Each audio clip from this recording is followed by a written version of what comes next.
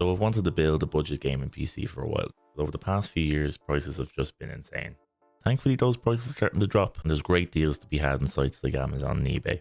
Over here in Europe, prices and availability tend to be a little bit worse than our American friends, but that doesn't mean we can't build something good. So I wanted to see what I could build over here for a €200 budget, and let's see what I got. Starting off, we have a CPU, RAM and motherboard that I got on eBay for €65. Comes with an Intel i7 4770, 16 gigs of DDR3 RAM and a micro ATX motherboard. For the graphics card, we have the AMD RX 470 4GB, and this was €43 on eBay. It was a great deal. For storage, this motherboard doesn't have an M.2 slot, so we went with a 480GB SATA SSD from NetTech, and that was €33. Next, we got the 600W EVGA power supply for €28. There's definitely better power supplies you could get on the market, but for a budget build like this is going to be plenty.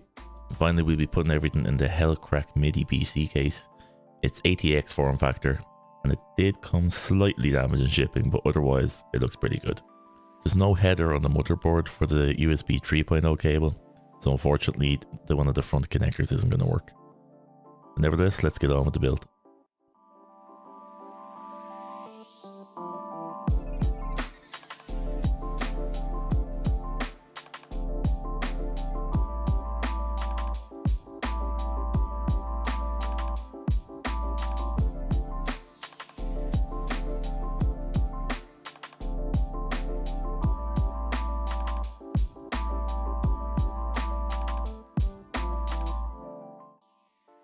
For the moment of truth.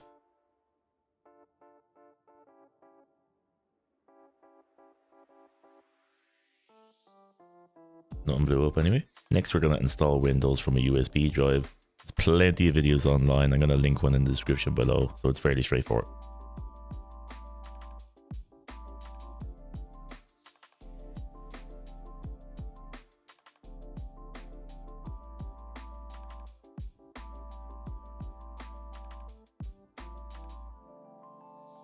Starting with Cinebench R23, we have a multi-core score of 3655 and a single core score of 813. The CPU is definitely showing its age, but it is kind of comparable to a low-powered laptop at this stage. Moving on to Browser Bench, we end up getting a score of 142. So any sort of online web browsing tasks, Google Sheets, YouTube playback, that kind of thing, this is absolutely going to be fine. Moving on to Fortnite, we managed at 138 FPS, 1080p, low graphical settings with the epic view distance.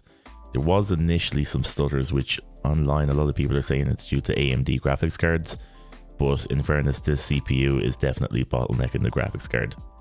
It is aging. Bit like myself, that's why I'm terrible at this game.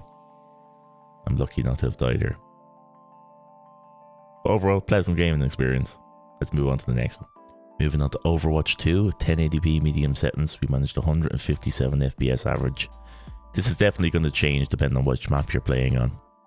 But overall, it was a very pleasant experience apart from, dying every 5 seconds. If you have a high refresh rate monitor, 1080p, this is going to be a perfect pairing with this system. Next, we're moving on to Halo Infinite, and I was very disappointed with how this turned out. At 1080p with 70% resolution scale, we only managed 53 FPS. It was a very smooth experience, but graphically it just does not look as good as it should. I definitely expect more from this one. Moving up to Shadow of the Tomb Raider, and at 1080p medium, we managed an average FPS of 59. This is definitely a couple of years old now, but it's still quite demanding to run. It kind of gives you a bit of an idea of what you might be able to run on this system. I mainly play single player, more story focused games, so if you don't mind losing a few FPS, you can definitely put this up to high for a very playable experience. Last but not least, probably the most demanding game in my Steam library, it's Cyberpunk. At 1080p low settings with AMD FSR balanced, we managed 49 FPS. Low settings still look good in this game, it's still an enjoyable experience, but I would definitely make use of the AMD's FSR upscaling to give you a little bit more of a frame rate boost. I know some people might be a little bit disappointed in the graphical quality and the FPS that we were getting for this, but for €200, can you really blame you can't blame the PC. You were never going to play this at 4K.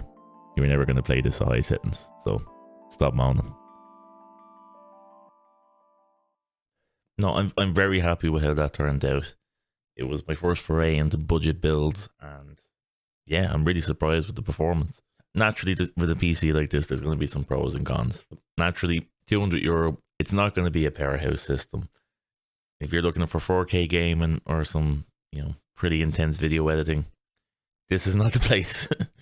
This is not the machine for you. But I don't think you came into this expecting that. If you're doing very light gaming, a little bit of light video editing, maybe Photoshop, very light Photoshop, you're going to be fine.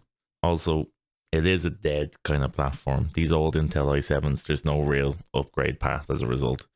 So you are stuck with the hardware. Due to it being old hardware, you're going to have a limited lifespan. It should also be noted to keep in mind that a lot of these, for example, the stuff I bought on eBay, there's no warranty. So if there is any problem with it, you're doomed. But no, just make sure you're getting from a reputable site like either eBay. Sometimes there's buyer protection on that.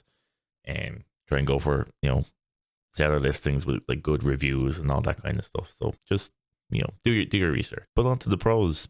You do have a gaming system for a very affordable budget. Despite what I said about it being aging hardware, it can play some good games at good frame rates. I know I only used a handful of games here just for demonstration purposes, but I have tested with a lot more games, and you'd be surprised with the catalogue of games you can play.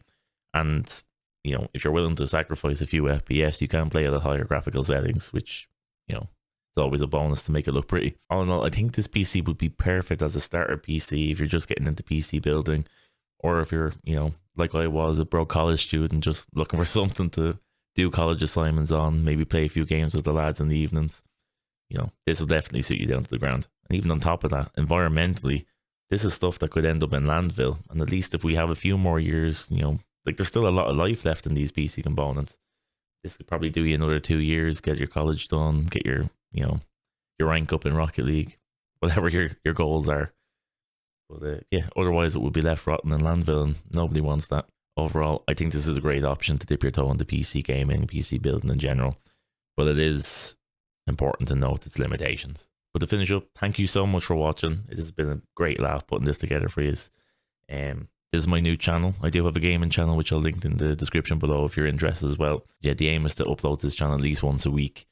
I work in tech, have a bit of knowledge in tech, so I'd like to help people online as well that might not be as, experienced as I am. Please leave a comment on some of the things you might like to see on the channel, whether it be software reviews or tech reviews, microphones, whatever interests you, I'll try and do a video on. So thanks a million for the support. I'll see you in the next one. Take care and bye for now.